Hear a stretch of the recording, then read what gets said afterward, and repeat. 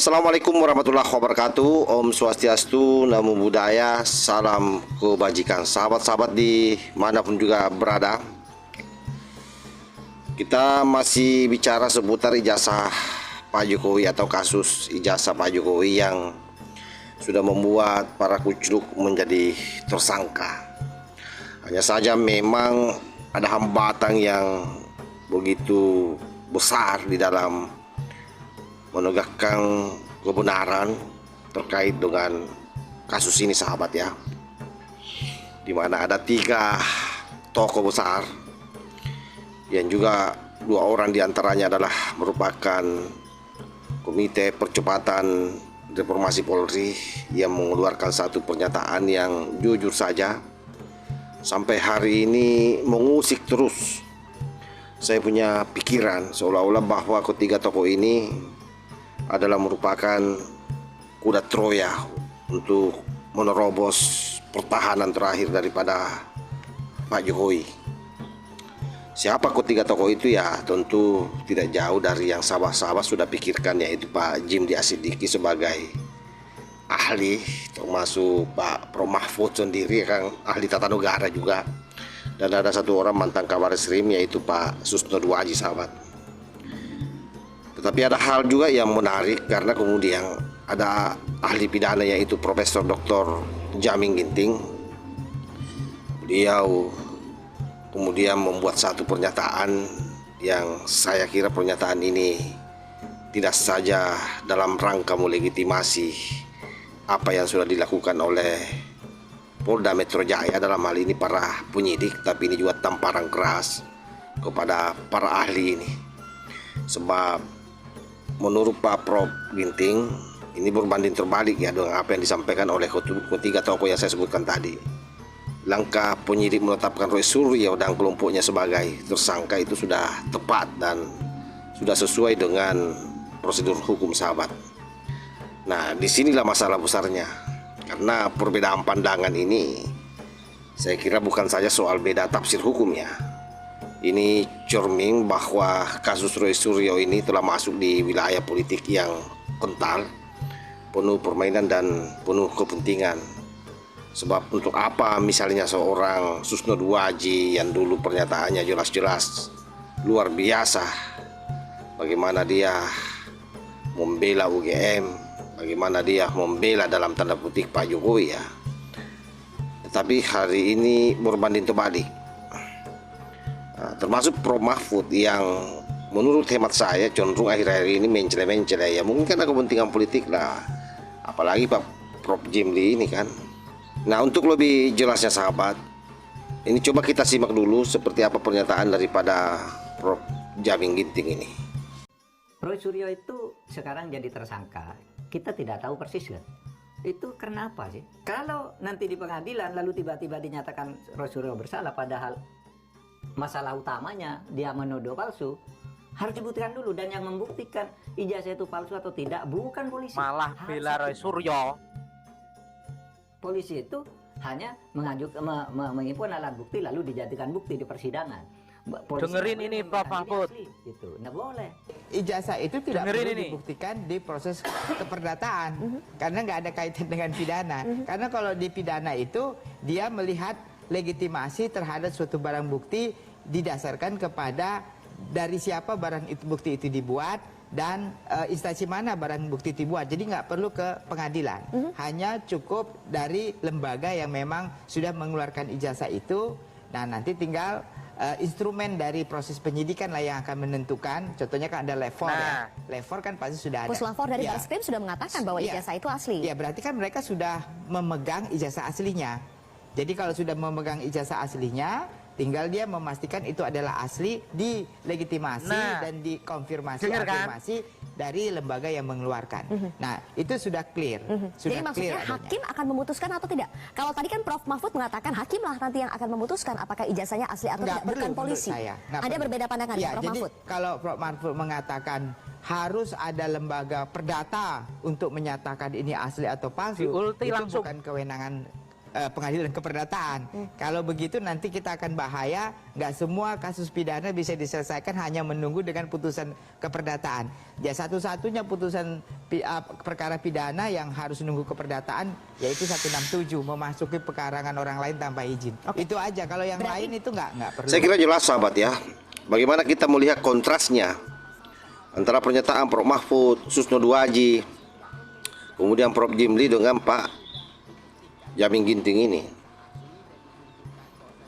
Padahal mereka ini kita kenal bahwa ketiga tokoh ini selama ini adalah merupakan pembela aturan. Dia adalah penjaga konstitusi. Artinya beliau termasuk pilar hukum. Tetapi kemudian menjadi aneh dalam kasus ini justru mereka bertiga ini tampil seolah-olah paling moderat, paling lembut, paling nyaris seperti tameng bagi Roy Suryo. Dan narasi mereka sama sekali tidak menyentuh inti persoalan, apalagi untuk menuntaskan atau menegakkan, jauh sekali. Dan disitulah sebenarnya publik mulai mencium bahwa memang ada aroma busuk yang tidak bisa disembunyikan. Ada permainan politik, ada kepentingan, dan bahkan ada operasi yang sedang berjalan ini sahabat.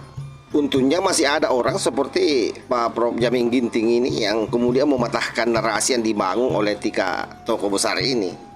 Sebab bagi beliau kasus ini bukan persoalan gaduh atau tidak gaduh ya. Terkesan seperti itulah kira-kira dari pernyataan yang disampaikan oleh Prof Ginting, bahwa kemudian ini adalah terkait soal persoalan hak, kehormatan seseorang. Bayangkan Pak, serangan ini diarahkan langsung kepada Bapak Presiden ke-7 Republik Indonesia. Luar biasa kan? Saya sendiri terus terang ketika mendengar pernyataan Pak Prof Ginting ini langsung mengambil kesimpulan bahwa insya Allah negara ini masih baik-baik saja selama masih ada orang-orang seperti Pak Prof Jamin Ginting ini. Karena jika secara hukum memang sudah jelas dan tepat sebagaimana yang disampaikan oleh Pak Prof Jamin Ginting, menjadi pertanyaan buat kita, mengapa Pak Prof Mahfud, Pak Jimli dan Pak Susno bicaranya seolah-olah kasus ini harus dilunakkan? Apakah karena ada tekanan politik di dalamnya, atau jangan-jangan memang ada kompromi di belakang layar, atau boleh jadi karena ada pihak memang yang harus diselamatkan di belakang panci CS ini? Ini pertanyaan-pertanyaan yang memang sangat menggantung di kepala kita semua, di kepala rakyat Indonesia. Dan tidak ada satupun yang tahu jawabannya kecuali Pak Prof Mahfud sendiri, Pak Jimli Asidiki, Pak Susno Duaji dengan Tuhan, dan mungkin dengan Roy Panci CS. Hanya mereka yang tahu. Jadi memang sangat berbahaya ya. Apalagi ada dua tokoh dari tiga tokoh ini yang merupakan anggota tim percepatan reformasi Polri. Apalagi Pak Jimli ini kan ketua, dimana kita pernah mendengar pernyataannya di salah satu TV nasional. Tiba-tiba dia memunculkan opsi restoratif justice dalam kasus penghinaan dan pemalsuan dokumen Presiden Jokowi ini. Alasannya sangat sederhana sahabat, agar tidak ada kegaduhan. Ini kan bentuk pernyataan yang gegabah, tidak masuk akal, dan sama sekali sangat-sangat jauh dari relevansi terkait dengan masalah yang dihadapi hari ini. Dan bahkan lebih mengejutkan, masih di TV yang sama, Pak Jimli itu mengaku bahwa Refli Harun yang merupakan orang yang menjadi salah satu aktor intelektual dalam narasi pembelaan Roy Panci CS ini, itu katanya sudah memiliki janji untuk bertemu dengan tim reformasi yang dipimpinnya, maksudnya tim reformasi Polri ya. Nah, bagaimana mungkin seorang yang terlibat dalam permainan opini soal kasus ini justru masuk ke meja pembahasan penyelesaian. Ini semakin menimbulkan tanda tanya besar. Ada apa sebenarnya dengan orang-orang ini semua ini? Apa tidak salah Pak Prabowo ini mengangkat Pak Jimli Asidiki dan Pak Prof Mahfud ini dalam tim percepatan? Jangan-jangan juga di dalam tim itu akan dibahas. Nanti kan di sana ada Pak Kapolri ya, ada Pak Kapolri di sana. Oleh karena itu kalau benar-benar itu yang terjadi, betul-betul Pak Jokowi berada dalam kehinaan yang luar biasa oleh orang-orang yang seharusnya dalam pikiran kita sebagai orang normal tidak akan mungkin mereka lakukan. Tapi entahlah, karena ini lagi-lagi jangan-jangan memang itu tadi yang saya sampaikan di awal ya, bahwa ada kepentingan yang jauh lebih besar bagi mereka. Jadi bukan kepentingan bangsa dan negara. Karena kalau bicara soal kepentingan bangsa dan negara kan normatif saja ini pendekatan hukumnya. Dan itulah yang menjadi harapan seluruh rakyat Indonesia dan sama apa yang disampaikan oleh Pak Prof Jamin Ginting tadi itu, sahabat. Saya selalu mengambil kesimpulan-kesimpulan kecil bahwa ada upaya dalam menghentikan kasus ini. Ada kekuatan besar yang memang sedang bekerja sebagaimana yang pernah disampaikan oleh Pak Jokowi. Ada struktur-struktur elit yang bergerak diam-diam mendorong narasi damai agar kasus ini tidak menyentuh siapapun yang berada di balik Ruhip Panci CS ini. Ini yang ada dalam pikiran saya. Saya jujur ya sangat bersyukur dengan adanya video Pak Prof Jamin Ginting ini yang begitu gagah berani berdiri tegak sendirian, sahabat. Menunjukkan bahwa hukum itu memang sangat jelas. Pasal itu sangat jelas dan buktinya juga harus jelas. Itulah yang diperjuangkan oleh Prof Jamin Ginting ini.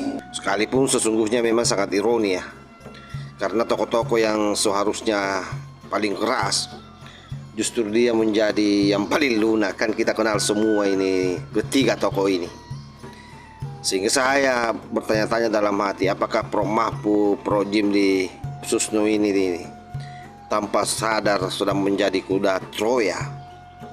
Jadi kuda Troya yang saya maksudkan ini adalah merupakan orang-orang yang membuka pintu agar Roy CS ini bisa keluar dari masalah tanpa konsekuensi.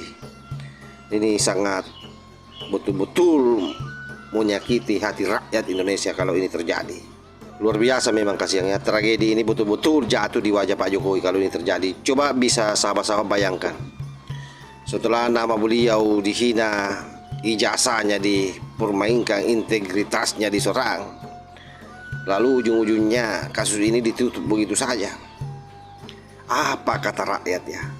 Apa kata dunia internasional? Dan bagaimana sejarah akan menjawab ini semua? Luar biasa. Menurut saya ini bukan hanya sekedar penghinaan terhadap mantan presiden, tapi ini penghinaan terhadap negara sebenarnya. Penghinaan terhadap institusi, masuk kepada supremasi hukum dan martabat keadilan itu sendiri.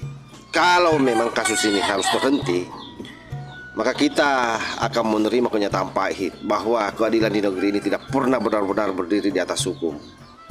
Keadilan hanya berdiri di atas meja pertemuan, dan siapa yang punya akses dan kedekatan, dialah yang akan menang.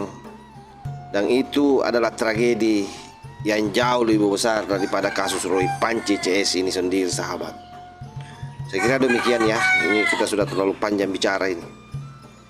Sesak dada kita kalau hal itu terjadi, sahabat ya. Tapi apa boleh buat, kita akan pantau terus seperti apa ke depan ini. Silakan sahabat-sahabat memberikan komentar, karena buat saya ruang ini memang harus kita jadikan sebagai ruang diskusi, edukasi, agar kita sama-sama saling belajar dari setiap masalah yang ada di bangsa ini dan berusaha bersama-sama keluar dari masalah tersebut. Wallahul muwaffiq ila aqwamit thariq. Wassalamualaikum warahmatullahi wabarakatuh.